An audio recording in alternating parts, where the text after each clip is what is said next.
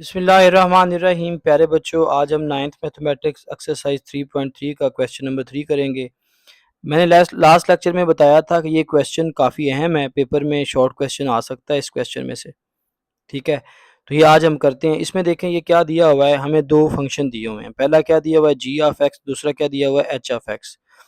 और ये जो है आपने जी ऑफ ज़ीरो और एच ऑफ की ये कुछ वैल्यूज़ हैं वो फाइंड करनी है। पहले तीन पार्ट में हमें जी नज़र आ रहा है, तो पहले तीन जो पार्ट हैं इसके लिए मुझे जी ऑफ एक्स चाहिए। मैं आंसर शीट पे जी ऑफ एक्स की जो फार्मूला है वो लिख के फिर ये मैं बारी बारी तीनों के बारे में आपको समझाता हूँ। तो हमारे पास जी ऑफ एक्स किसके इक्वल है, 3x+2 पे। ठीक है, मैं आंसर शीट पे लिखता हूँ g of x is equal to 3x+2 और फिर मैं आपको जी ऑफ ज़ीरो फाइंड करके दिखाता हूँ। लो जी, ये मैंने जी ऑफ एक्स लिख लिया और मैंने जी ऑफ ज़ीरो फाइंड करना है। देखो ये है जी ऑफ एक्स, यहाँ ब्रैकेट के अंदर x है, यहाँ ब्रैकेट के अंदर 0 है, मतलब ये g का फार्मूला दिया हुआ है। इस फार्मूले में जिधर जिधर x है वहाँ वहाँ आपने 0 लिख लेना है। बड़ा आसान है। सबसे पहले ये यही फार्मूला आप नीचे उतार लें, मगर बेटा जहाँ जहाँ x है ना वहाँ वहाँ आप ब्रैकेट लगा दें। मैं लिखता हूँ, ये देखें ये है g और ये x है, हम x नहीं लिखेंगे, सिर्फ ब्रैकेट लिखेंगे।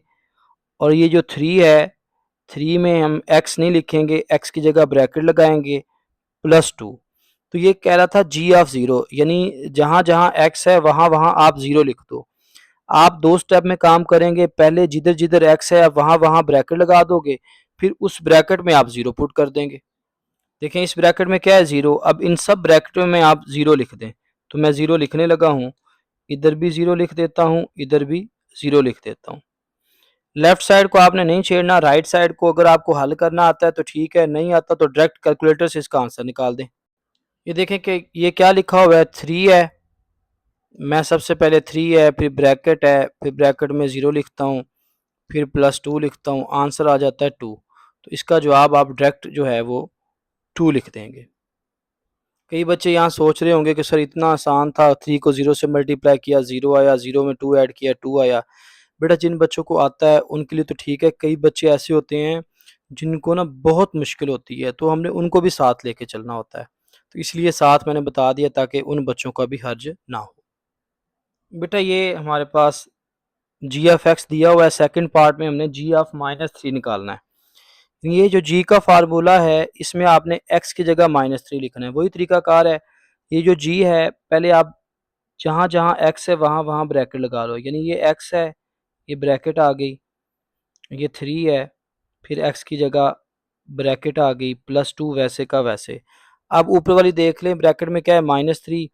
जहाँ जहाँ ब्रैकेट है वहाँ वहाँ आप -3 लिख दें। आप इसको अब कैलकुलेटर से मैंने बता दिया था कैसे सॉल्व करना है। आप कैलकुलेटर से डायरेक्ट आंसर लिख लें अगर आपको नहीं आता। जिनको आता है तो वो उसी तरह 3 को -3 से मल्टीप्लाई करेंगे, -9 +2, तो इसका आंसर आ जाएगा -7। ये सेकंड पार्ट हो गया। इधर मैं आपको थर्ड पार्ट करवा देता हूँ। ये बेटा हमारे पास थर्ड पार्ट है। इसमें हमने क्या करना है, जी ऑफ 2/3 फाइंड करना है। बहुत आसान है, ये जी का फार्मूला है। सबसे पहले जहाँ जहाँ एक्स है वहाँ वहाँ ब्रैकेट लगा देते हैं। अब ऊपर ब्रैकेट में देख लें क्या है, 2/3, तो इधर हम 2/3 लिख देते हैं। तो ये आसान है। ये 3 इस 3 से कट गया, पीछे क्या बचा, 2 + 2 कितना होता है, 4। ये हमने फर्स्ट 3 पार्ट कर लिए। अब जो लास्ट 3 पार्ट हैं उसमें देखें हमने एच के फार्मूले में वैल्यूज पुट करनी है, और एच किसके इक्वल है, x² + 1 के। अब मैं एच लिखता हूँ x² + 1 और फिर आपको ये 3 पार्ट सॉल्व करवा देता हूँ।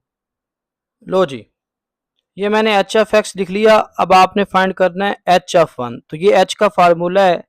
आप सबसे पहले जहाँ जहाँ एक्स है वहाँ वहाँ ब्रैकेट लगा के फिर उस ब्रैकेट में 1 लिख दोगे। ठीक है, तो ये एच, ये ब्रैकेट, ये एक्स का स्केयर है। हम एक्स का स्केयर नहीं लिखेंगे, हम लिखेंगे ब्रैकेट का स्केयर +1। अब इस ब्रैकेट में क्या आ जाएगा, 1, यानी एक्स की जगह आ गया 1। 1 का स्केयर 1 होता है, 1 + 1 2, तो एच ऑफ 1 कितना आ गया, 2 आ गया। चलें जी, अब इधर हम थर्ड पार्ट सॉल्व करते हैं। इधर 4, थर्ड में क्या है, हमने एच ऑफ -4 फाइंड करना है। ये एच ऑफ एक्स है, ये देखो ये एच, ये एक्स है, उसकी जगह ब्रैकेट x² + 1 है, हम लिखेंगे ब्रैकेट स्केयर +1। अब इस ब्रैकेट में क्या लिखना है, -4 मैं यहाँ लिख देता हूँ -4 -4। इसको आप कैलकुलेटर पे भी लिखेंगे आंसर आ जाएगा। वैसे -4 का स्क्वायर कितना होता है, +16 होता है। +1 करेंगे तो इसका आंसर आ जाएगा 17। फोर्थ पार्ट में आए, ये हमारे पास एच ऑफ एक्स है, तो ये एच है, एक्स की जगह आ गई ब्रैकेट और फिर यहाँ फिर ब्रैकेट का स्क्वायर और ये +1। इस ब्रैकेट में हमने क्या लिखना है, ये माइनस भी है यहाँ पे, -1/2 लिखना है। ठीक है, इधर भी आ जाएगा -1/2। अब माइनस का स्क्वायर प्लस होता है, 1 का स्क्वायर 1 होता है, 2 का स्क्वायर 4 होता है। ठीक हो गया। अब हम इनका एलसीएम ले लेते हैं, तो ये आएगा 4 एलसीएम 1 + 4 हो जाएगा, 4 को 1 से मल्टीप्लाई करेंगे तो इसका आंसर आ जाएगा 5/4। आप कहेंगे सर क्या इसका आंसर भी कैलकुलेटर से आ सकता है? जी हाँ, आ सकता है। ये देखो हम लिखते हैं ब्रैकेट -1/4 नहीं 1/2 है, 1/2 ब्रैकेट क्लोज, फिर इसके ऊपर स्क्वायर है, ये स्क्वायर का बटन है, +1 तो ये देखो ये आंसर आया है ना। इसको आपने लिखना है इस तरह 5/4, ये शिफ्ट है और ये वाला जो बटन है ये आप प्रेस करोगे तो ये देखो 5/4 आंसर आ गया।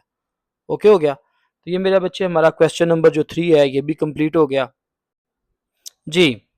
अब यहाँ देखें, ये हमने क्वेश्चन नंबर 3 कर लिया। अब नेक्स्ट लेक्चर में इंशाल्लाह हम क्वेश्चन नंबर 4, 5, 6 और 7 करेंगे।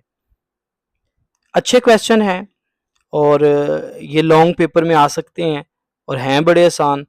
ये नेक्स्ट लेक्चर में हम आपको बताएंगे, बड़ी जल्दी ये हो जाएंगे। ठीक है, इंशाल्लाह नेक्स्ट लेक्चर में हम ये क्वेश्चन नंबर 4, 5, 6 और 7 करते हैं।